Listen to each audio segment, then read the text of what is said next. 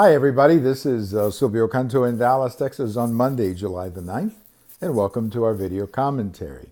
You know, a week ago, we were talking about the election in Mexico, talking about the fact that Lopez-Obrador was elected president in pretty good numbers, 53%. He also picked up the chambers or the Congress and the Senate, many of the governorships. So it was a pretty good victory for him, no question about it. And there was a lot of concern, or a lot of questions, I should say, as to how he would react to the victory.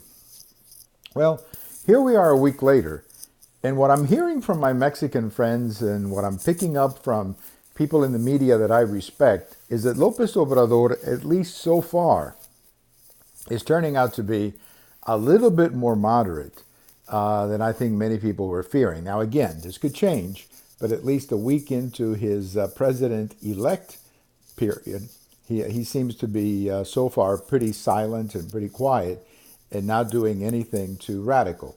Now, I think there's three things going on that we have to seriously look at.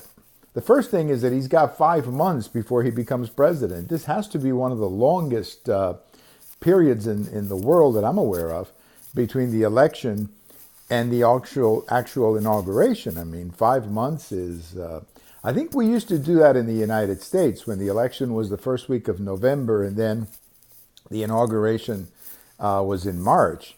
But that was changed in the 1930s. And of course, we used to do it back in the 17th and the 18th and 19th century because of travel time in the winter and all of that, which made travel difficult. Obviously, that's not the case in Mexico. So they may want to reconsider that 5 months and maybe take it to September 1st or maybe October 1st, just to cut down the 5-month period. So that's part of it. He's got 5 months in which he really doesn't have any power because the power, of course, is in the hands of President Peña Nieto, the president of Mexico. The second factor I think that is going on is that I think he realizes how important the relationship with the United States is. He understands that the United States and Mexico have a very substantial economic and trading relationship.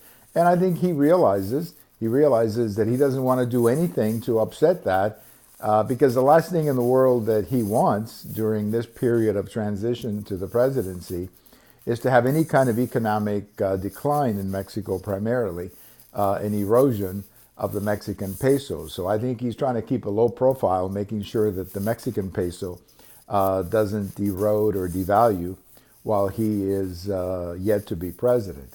I think finally the other thing he may be realizing is that, he won the election, he won easily, but 47% of the popular vote went to other candidates. So half of the country really didn't vote for him. And I think that means that half of the country is skeptical of who he is and what he's got in mind. And I think he's got to persuade those people so that he can keep the Congress and keep control in 2 or 3 years when they have their equivalent of the midterm elections. But so far, what we're hearing from Mexico, what the experts are saying is that, things are not going to be as radical as I think many people were fearing. And I think it starts with Lopez Obrador himself, who understands the importance of a good relationship with the United States. Now, where's President Trump in all of this? Well, they had a conversation on the phone, and apparently it went fairly well. I think President Trump is also interested in having a stable Mexico. So both sides, I think, want to see stability. They don't want to see anything radical. And I think that's the reason why so far, at least so far, we have to say that Lopez Obrador, president-elect of Mexico, is turning out to be a pretty moderate guy so far. We'll see what happens once he becomes president. We have all of these videos over on YouTube, on Twitter, on my blog. And if July 9th is your birthday, happy birthday and have a great day. Bye-bye, everybody.